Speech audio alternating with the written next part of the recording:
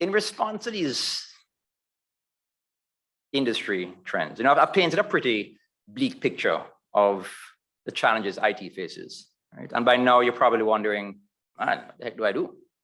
Right? What do we do? What me to do? Right? What should you do in response to these innovation realities, transformation realities, competitive threats, and perhaps board and senior management mandates? Remember, your company's survival could be at stake. Right? There's no such thing as too big or too important to fail. Just ask Blockbuster or Border. Okay.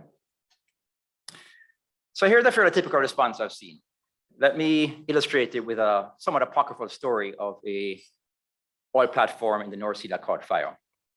Now, despite some recent news, you should know that the oil industry has an enviable safety record. Very good. Okay.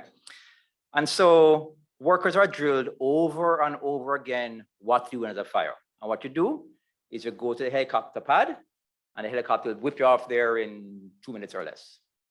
Okay.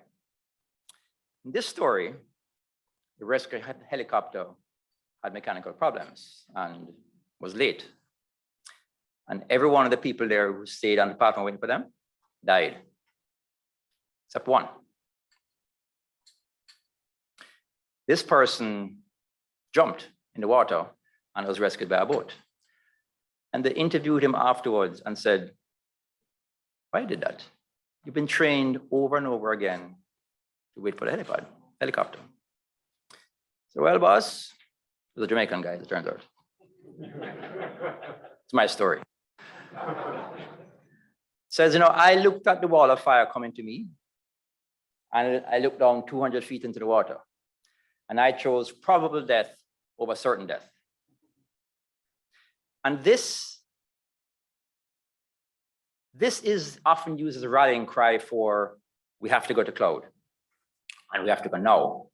But it's a zero-sum game way of thinking, right? Either or. So I'll come and talk in a minute. Cloud is not always the answer to everything. There are workers that should run in the cloud, run them. And the workers that should run on-prem, you should run them there too.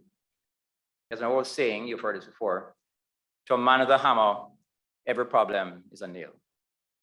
You guys know Charlie Munger. Charlie Munger is the guy behind Warren Buffett's success. Probably as old as Warren Buffett, 80 or 90 years old.